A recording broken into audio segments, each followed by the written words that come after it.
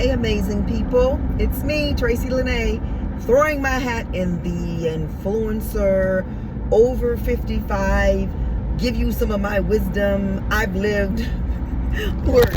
Oh, I'm in the car. What is that doing? Okay, so I'm driving, but I need to keep both my hands on the wheel and pay attention to the road. But the phone being on, it's not like texting and driving because my hands are on the wheel. I really came to share with you some wisdom about living your authentic self and not worrying about other people. I used to worry about everybody else but me in my 20s, 30s, right until I was about 44, when life kicked me in the fucking teeth. Literally, just kicked me in the teeth. And I had to reinvent myself. I'm 56 now, and it did take about 10 years for me to really rebound. There's some things that happen to you, it just doesn't go away overnight. And there's some things, for some people, it never goes away. I want to tell you now, I'm not that person that can talk about real traumas like rape or incest, which is still rape, or losing a child. I did have 2 stillborns, but they were babies, and I chalked it up to just because you get in the womb doesn't mean you're going to make it out alive. I remember I told my youngest son when I lost the baby, he said, "Mommy, why did the baby not make it?" Because he was 28 weeks when he was born, and he lived for like 10 minutes. And I said, well, I believe that when you come here to the earth plane, you have to sign a contract saying that, you're going to allow yourself to go through some things. It's not going to be just all of the roses on the petals on the rose and not the thorns. And he didn't sign the contract. Time goes by, and one of his friends' mother had a stillborn. And when he came home, he said, "Mommy," I remember the guy's name, but I'm not going to say it. His mommy lost the baby. The baby didn't sign the contract. And I just thought, wow, look at how intelligent he is to have said that about a child. He said the baby didn't sign the contract. And I said, yeah, and it's okay. So I can't talk about murder or, rape. And I know we're supposed to say SA because people are triggered, but this is my thought process on that. If the word SA means the same as rape, you're still going to be triggered because it's still the same energy. I'm going to use the words I'm comfortable with, and I understand if my channel is not for you. Totally get it. Go find somebody that is for you. I personally believe that each of us can influence the other of us to do better. And we also, I don't believe we influence people to do worse. I believe people want to do worse. And so they just say, well, you made me do it. I can't make you do nothing. That's why even with, they say, well, we shouldn't have like representations for the LB, and I'm not trying to be funny, I don't remember all of the letters, the community of people whose sexual orientation is different from mine. I am what you call heterosexual, and the back in the day, how we would say it, strictly dickly. So I don't know all of the not that I don't have compassion, because I do. I just stay in my own lane, and I don't need to know everything. You gay, that's your business. What has it got to do with me? I don't think anybody should mess with children. That's it. You 2 adults want to be together, 3 adults, 8 adults. Y'all all adults, and nobody is drugging anybody. Go have yourself a ball. That's your business. I think for me, it becomes an issue when it's children involved, or when you are putting substances to make people do stuff that they wouldn't have normally did. But what I was saying is, so in schools, there are lots of schools that the gay pride, the teachers come in their colors, and some of the others, she's like, they shouldn't do that. And I don't agree with that. They should do whatever they want to do. They're not asking the children to be it. And people say, well, that's exposing the children to stuff they shouldn't know. I think we teach better tolerance when we expose children to everything. That is not, they're not telling them to come in the bedroom, just like your heterosexual self is not saying, come in the bedroom with me. They're literally just saying, this is who I am. And some people say, well, why people got to know these people? That's nobody's business. But if that's the way you want to express yourself, if you want to, I have good friends that are lesbians. I have, I sound like white people. I have black friends, but I have good friends that are lesbians.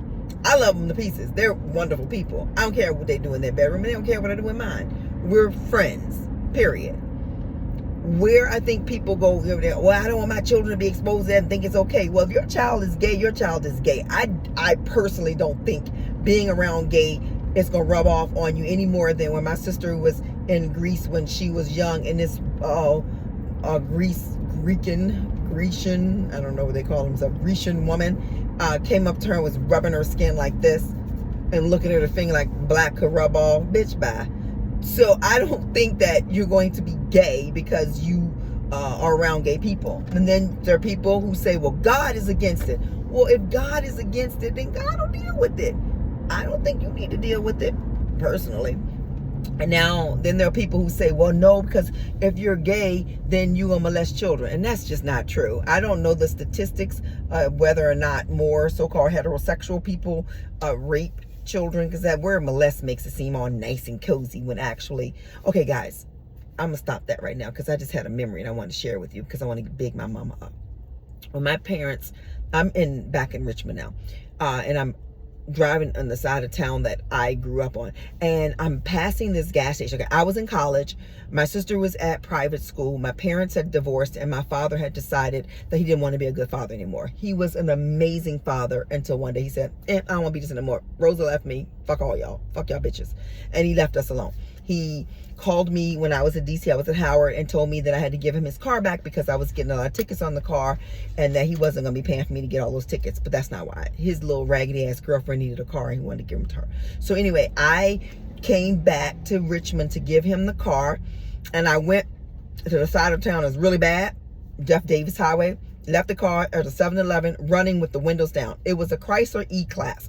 You got to Google it. They don't make them anymore. It was a talking car. It was one of the first talking cars, Chrysler cars. I knew that was what happened when I took off. Beautiful car. It, you know, it would say a door is ajar. And my sister was like, a door isn't a jar. A door is a door. It would say your engine oil fuel is low. Prompt service is required. It would talk to you. Anyway, so I left it on, running, windows down, and we didn't have cell phones back then. I got all the way back to my mom's house and called my dad and left a message on his voicemail, because before that he had said to me, you just like your mother, a money-sucking leech, and I did not like that. So I brought the car back. I parked it over, I left it on. My high school best friend followed me over there. We left the car. We got all the way back home, and then I called him, and he didn't pick up the phone. So I left a message on his voicemail, and I can remember what I said verbatim. I said, hey, mister, your car is over on Jeff Davis and Bell. You can go get it. You better hurry up. I should have drove that bitch in the river. And I hung up the phone. I was pissed. I was disrespectful. I was in error. Anywho, he didn't call me back. He went and got his car first. Then he called me back. I didn't pick up the phone because I ain't that dumb. And he left a message on my mom's, because I was at my mom's, on the machine, just telling him how disappointed he was in me. And this is the clincher. He said, because when your daddy wasn't there for you, I adopted you. Now, I was born, my mother was 17. My father said, that ain't my baby, and went on about his business. My mother never called him again. She met my dad when I was 2. He adopted me, gave me his name. I didn't even know I was adopted till I was 14 and a half years old.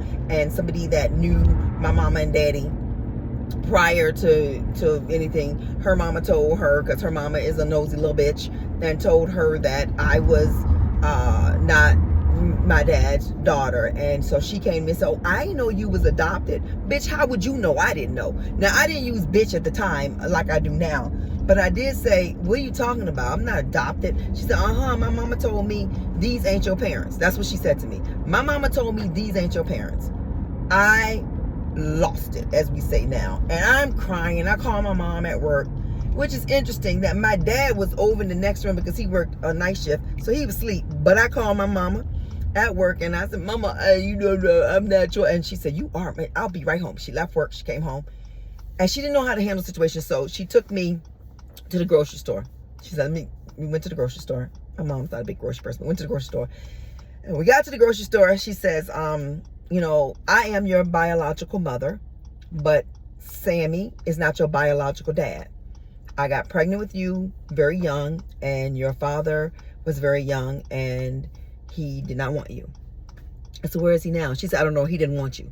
I said, but I want to meet him. So he didn't want you. Now she looked me in my eyes and said, he didn't want you. So I'm like, okay, that's fine. And I guess I don't know exactly what I felt. But anyway, when I got home, I asked again. She said, anyway, I heard he died. So I was like, okay. So I had called my grandmother in between this time. And my grandmother then called back and she's like, Rosa, I told y'all should have told that girl. I knew this day was going to come. And I said to my grandma, I said, and I didn't even get a chance to meet him because he died. And she said, put Rosa back on the phone. All I heard is, yes, ma'am. Yes, ma'am. And then she said, he's not dead, but he didn't want you. Now, subconsciously, that went in the back of my brain. My daddy didn't want me. What that does to a little girl, I can tell you now at 56, is say, well, let me go find a man that want me to make up for my daddy not wanting me. You can say, girl, that's not true. That's just you. And it could be just me. I could be wrong, but I'm not. That's what happens. So men should show up. Show up for your daughter. Show up for your sons. I was about to tell you a story about the gas station. Anyway, so let's fast forward, which we didn't. Oh, wow, that was number 7777. If you know anything about me, then you know I've self-diagnosed myself as a busybody. I'm all over the place. Anyway, my mom then she starts working at, she's an executive at Reynolds, but she has to, my sister's in private school. I'm at Howard University. She needs some money because Sammy's acting like a complete motherfucking asshole. The courts made him pay child support. He goes into court and says, well, that oldest one ain't mine. She didn't have a daddy for her, so I stepped up to the plate. So the judge said, well, keep stepping up to the plate.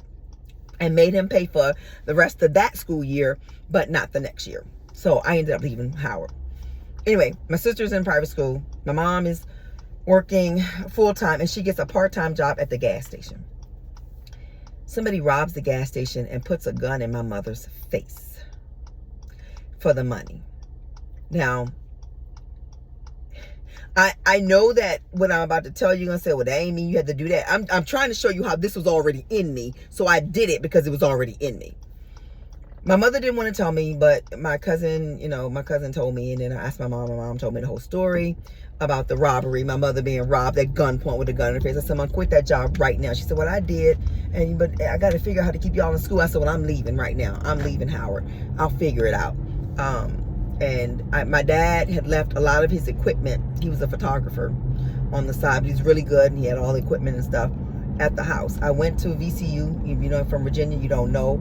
If you're from Virginia, or you should know what VCU is, Virginia Commonwealth University. Anyway, I drove down to VCU. We didn't have cell phones. I wrote out, put my address on there, photography sale, and I listed all of the things he had and the prices. Hung it up. The guy I dated in high school, he was quite the little ready for jail nigga. And yes, I said that word. Because that's what he was. And so I called him up. Hey, I need you to come over here. He came with another friend of his and their little weapons because they thought they was little Virginia thugs.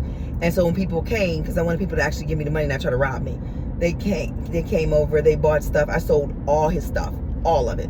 I got like $5,000. Now in 1988, $5,000 is probably like $15,000 now. I gave my sister some money so she could buy some things because she was at school. I gave my mother some money because my father had broke the hot water heater in the house. So I gave my mama some money to fix that. And then I decided that I needed some things. I got myself some things. And then I met this guy when I got back up to DC who was in credit card scams. And I started scamming with him because I don't look like a scammer. We started credit card scamming people, and not in the way where we just took your credit card out your purse. Now, I can say this story now because it's so long, nobody can say anything to me. I was teaching step aerobics, and I had the master key to the lockers in the gym where I worked at. And one of my friends would come. I would tell her, I may say 18, 22, 13. I would say that to her. She would know that means go in those lockers. She would go in there, take people's credit cards, go buy a bunch of stuff in the hour that I was teaching, come back, put the credit cards back in there, and then they would find out later, I guess. I don't know what happened, but that's how I started. And then we started getting bigger and deeper into it, and then I started meditating, and I knew that we shouldn't do that, and I stopped. However, I'm not perfect. That's a thief. So I was a thief from 23, I think it was 23. No, 22 to 24. I was a thief, and I had a lot of nice stuff to show for it. I decided that I didn't want to be a thief no more, and I started going to church. I made my best friend Ronnie, I'm gonna tell her name because she's still she's my college best friend. I made her we started going to church. I said, we going to church. We ain't doing this no more. The day that I decided to stop, this is how I know I've always been protected by God. The day that I decided to stop, I was outside. I had met Iyanla Vanzant in person, and so she had been talking about spiritual things and how trees have energy, and I would go outside and sit at the base of the tree and talk to the tree, basically. So I went outside, I'm talking to the tree, and something said, don't do that no more. And I saw myself behind bars, and I thought, okay, we stopping. We were supposed to go out that day to get furniture. The guy had like credit cards, and he needed some girls to go because of the way he needed to do it, but he said we could get stuff too. Well, I decided we weren't going. I said, Ronnie, we're not going. Okay, Carl, you got to make a decision. Shit'll get off the pot. You can't just stay right there. You know what I mean? Just like literally, I'm turning and you just decide, I don't even understand. I'm pulling in a parking lot, and I guess they decide, I don't want to pull all the way in. Anywho, I'm pulling in this spot. I'm supposed to be on this call now. So I think I need to get off of this and get on that call. But I want to finish the story because I know you want to hear it so bad. So anyway, I decided we weren't going to go. I called the guy. We didn't have cell phones back then. I called the guy. He didn't pick up. I left a message on his answering machine. We went on about our day. Later on, one of the girls that also scammed with us called us, said, oh my God, they got caught. She told us what happened, and I was like, oh shit, that we would have been in that group of people. God showed me not to go. I didn't go. I stopped stealing. Fast forward, I'm about to move to New York. I have all of my suitcases all ready to go. And I get on the train. When we get there, the train lost 3 of my suitcases. I get there, 3. Some of that, so all those fancy clothes I had, gone. I never saw them again because God was, and let me keep, I think I had like 6 suitcases because I had 3. So I know I lost 3, so I must have 6. Anyway, I did have a lot of still nice stuff, but it was God's way of saying, okay, you're starting new, you're starting fresh. Don't get to New York and start all this scamming shit, Traysi. And I didn't. I started to pursue my career. Anyway, I'm just going to be doing this because I think that I have something of value to share with people that are younger, that you might now be 20-something years old and scamming. Stop. It don't take you nowhere. It really don't. And you gonna pay it back. Because the one thing about Karma, she is so patient. But she gonna get her get. She's going to. And anything you do, she's going to get her get back because you just can't scam people. And I wasn't scamming people. I justified about these credit cards. They're going to let them, what's the word I'm looking for? They're not going to charge them. They're going to realize it's not their charges. Yeah. So anywho, I said all of that to say, don't scam. That's what this video is about. Don't scam if you're young. If you're scamming, stop. Understand that when we get older, we're still relevant. Don't just push us over in the corner in a rocking chair. And if you do push us over in the corner in a rocking chair, make sure we have the things over in that corner in the rocking chair that we like to do.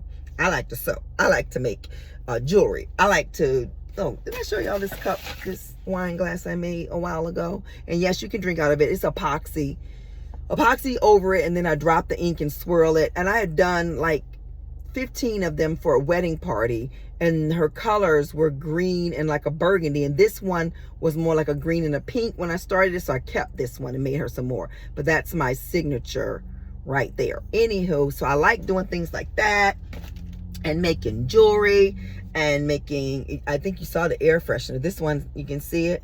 Everything is hard till it's not. And I'm making air fresheners, but I'm also going to do what I know I do well, which is speak, which is help people, because that's what I do. So I'm going to go now. You have an amazing day.